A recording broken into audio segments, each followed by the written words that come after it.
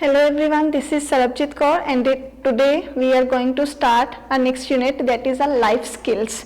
Under it there is a one topic, that is a logos. So logo, what is logo? That is a mark, that is a graphical mark that identify a company, organization, any product or brand. Everywhere you will be very familiar with the brands of the clothes like Adidas, Puma, like you can see the marks of those one. There is a one mark also for that one brand. So today we will identify the mark that is the related with UNO, that is a United Nations organization. Some are under it and some are the different. So firstly we will discuss about the ILO, that mark is on your book, which means International Labour Organization. International Labour Organization. Firstly, it was established in 1919, but after making UNO, United Nations Organization, it was revived and it was established again in 1946. So what is the main purpose of this organization? That it works for the laborers, for their welfare. So this is the main purpose of the International Labour Organization, and its headquarters is in Geneva and it works under the United Nations Organization. The second one is WHO. Here you can see the picture. WHO, it is a logo of World Health Organization. So second one is World Health Organization. We call it WHO also.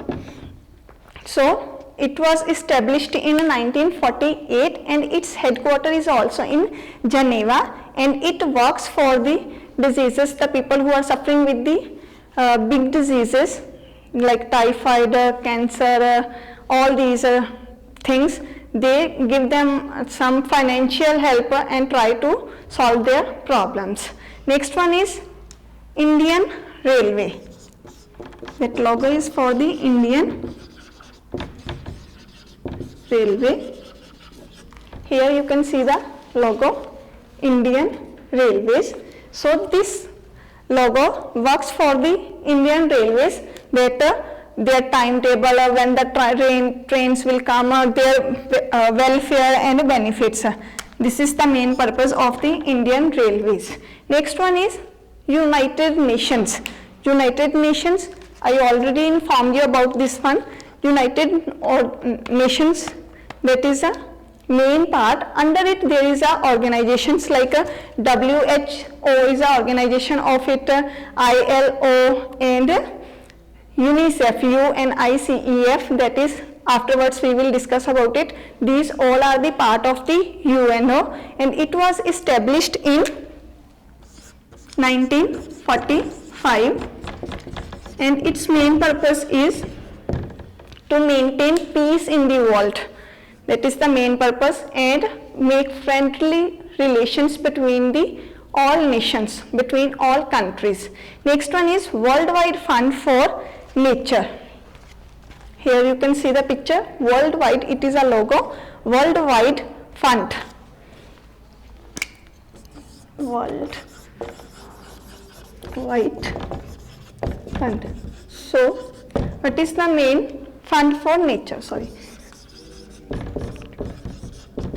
this organization works for the nature. How should we protect our nature from the harmful gases, all these things, and how should we conserve it? We should plant trees, and this organization give us many suggestions day by day and make it more healthier our nature. Next one is United Nations International Children's Fund, that is a UNICEF.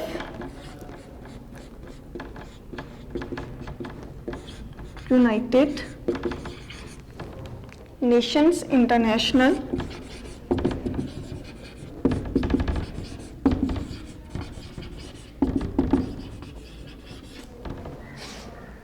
Children's Fund. So this organization works for the children. This is the main purpose of this organization. Here is a logo. You can see here is a picture of one lady and a child. This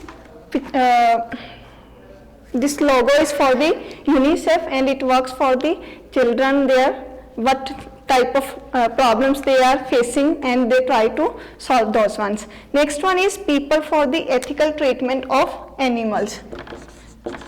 People for the ethical treatment of animals.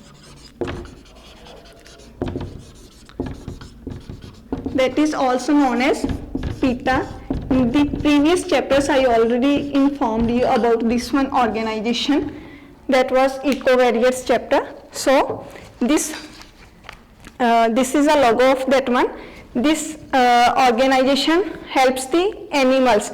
They fights for the rights for the animals and try to prevent cruelty towards the animals, that we should not be cruel towards the animals, and try to promote the vegetarianism. Next one is Indian Army.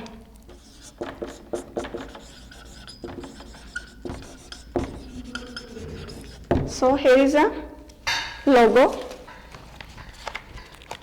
and it works for our Indian Army. It is clear from the name, and try to do the welfare for the Indian Army. Then last one is Child Relief and Youth. Child, CRY, it is written in the logo also. Child Relief and Youth. This organization works for the children. Child Relief and Youth. So this is all about the logos. If there will be any doubt, you can ask. Next one is school etiquettes. School etiquettes, firstly etiquettes and manners. Manners and etiquettes play a major role in developing our personality. They play a vital role and they shape our personality. So good manners are those that defines us, that what we are, and etiquettes that makes us socially acceptable, that society accepts us by our etiquettes. If we will not play a good role in the society, then people will say that the person has not good manners and etiquettes. So together the methods and etiquettes help to gain respect and create a good as well as lasting impression in the society. So why is school so important for manners and etiquettes? School is important for manners because the student spend 6 to 7 hours in the school. He spend most of the time in the school, and he or she build her personality, his or her personality in the school, and that is the place where he come in the contact with the many people. Except that home, because after home that is a second one place where the student go in their daily lives. So here he interact with many people and try to understand the emotion, and he learn many new ideology in the schools.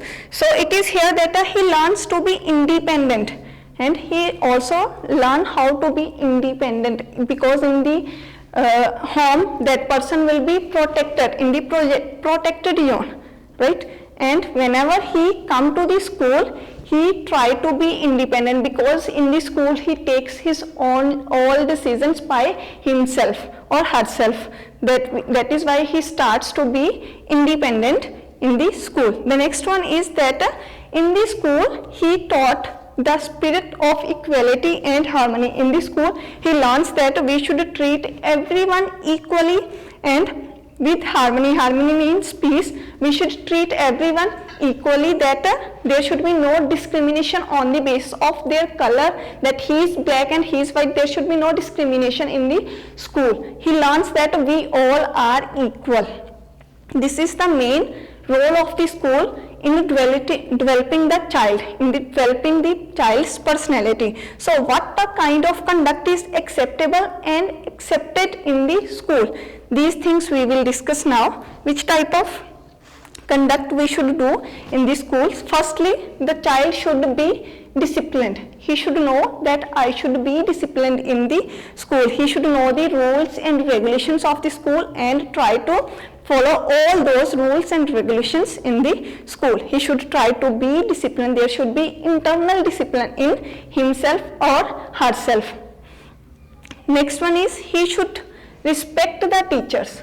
He should respect teachers, all the teachers which are in the school. If he will respect, then he will get a good personality. He will develop a good personality. He should have the manner. Everyone will appreciate him that he has a good personality. Next one is he should respect everyone. He should respect everyone in the school, although that is a guard and staff, any staff member, that means teaching and non-teaching, both the members they should respect. Next one is he should be obedient. The child who is in the school, he should obey all the teachers and the persons who are working in the school. He should obey all the persons in the school. The next one is he should cooperate with others.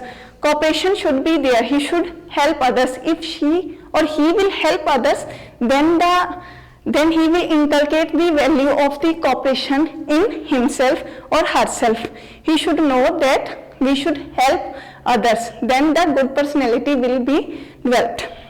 Next one is he should learn to control his emotions and feelings. He should control, because if he is in the school, he should learn how to control our emotions and feelings. If he is feeling hungry and he is feeling thirsty, sometimes they have to control himself, because sometimes there is one important topic is going on in the class, so he should control himself. That is why he or she can develop a good personality. He can develop a good manners in himself or herself. And he should be responsible. He should take a responsibility of being a good citizen over there.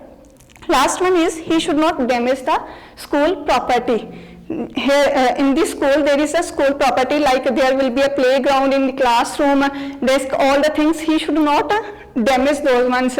He should not spit anywhere. He should not throw the garbage, any wrapper, anything whichever with him or her, he should not throw anywhere. He should create a peaceful environment in the school. By it he can develop a good personality. So these are the school etiquettes that person should be, that a student should know. So here is some statements where you should write yes or no. The first one is a child must wish his teachers in the morning. So according to yourself you have to do it, that which are the good manners and which are the bad manners. In the front of good manner you have to write yes, and in the front of bad manners you will write no.